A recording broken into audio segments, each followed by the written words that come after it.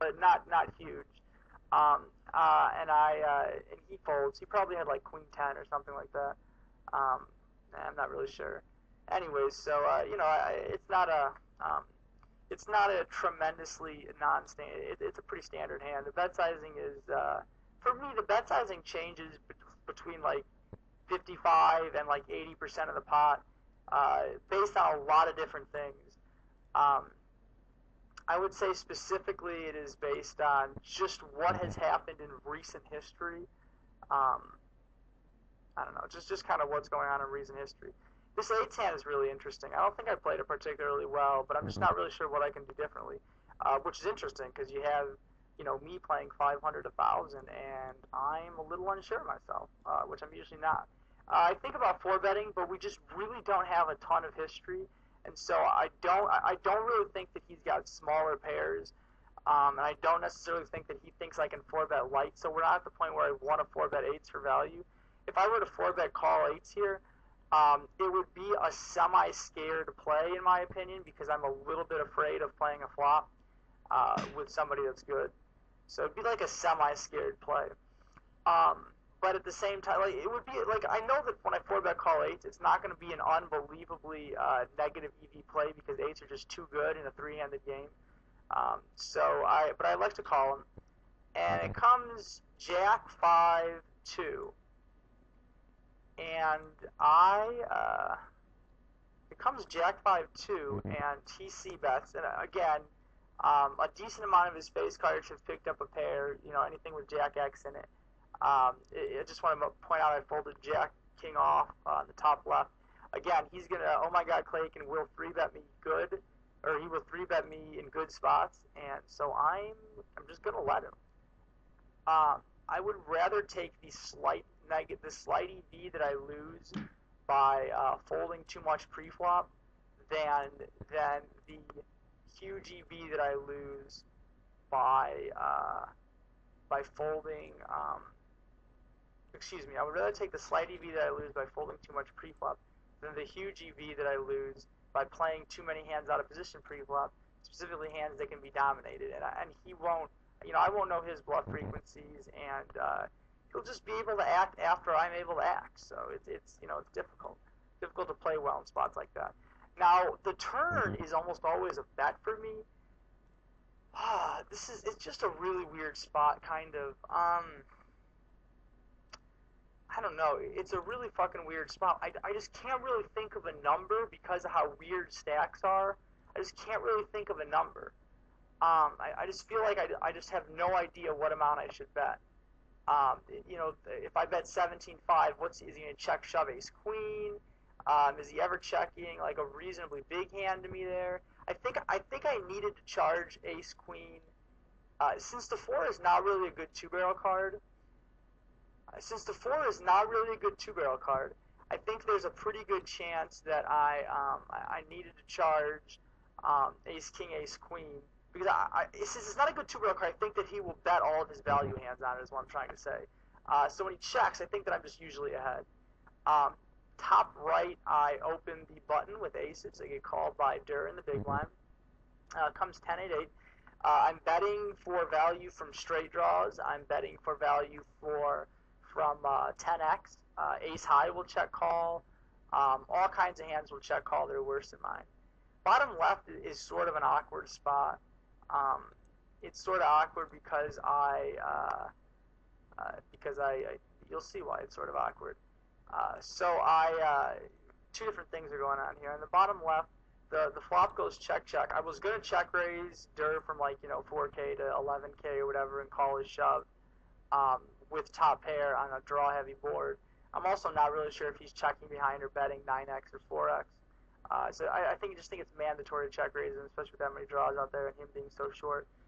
Just get as much money in as possible. The turn comes down. There's a lot of Queen X, 10x, 8x, hands that are paired plus straight draws.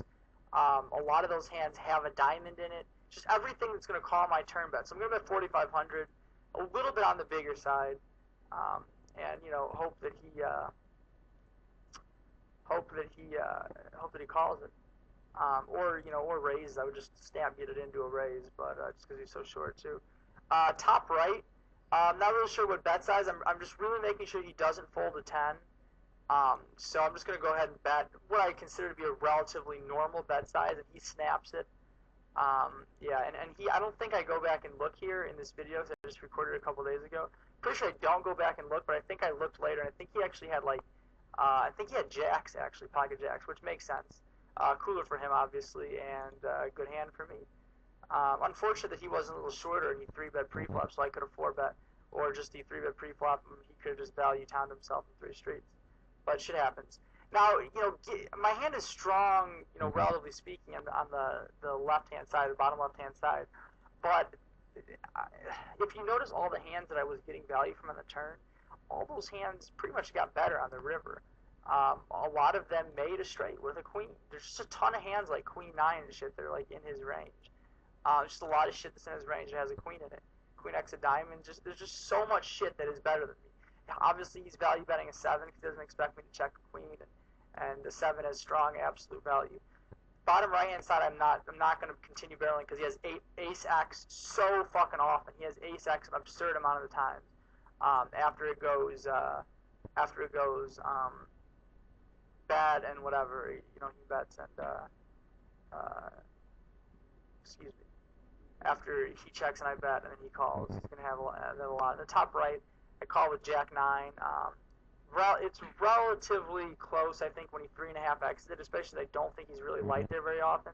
But again, I talked about this dynamic earlier.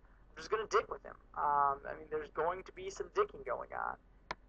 There's no doubt going to be some dicking going on because I have position on him. So I don't know how he's going to play at these stakes. I played him heads up once, and he was European. So, yeah, I don't know. I just don't know how everything's going to go with these stakes. Bottom left-hand side. Bottom left-hand corner is really an awkward spot. I 2.5x the button so I can make a little bit looser peels pre-flop. So I called with 9-8 offsuit, and I'm pretty happy. I'm okay with my pre-flop call. I think that it's not like a snap call, but it's like an okay call, I guess, what I would call it. Martinez is not playing particularly well or particularly badly.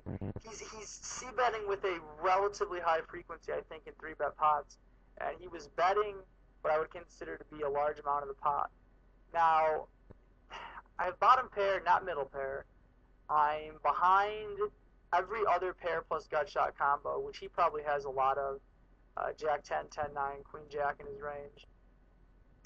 I'm just not really even doing good versus something like King Jack or like Ace King. I mean, I'm just like not really doing well versus anything. So I think that calling really, really fucking sucks.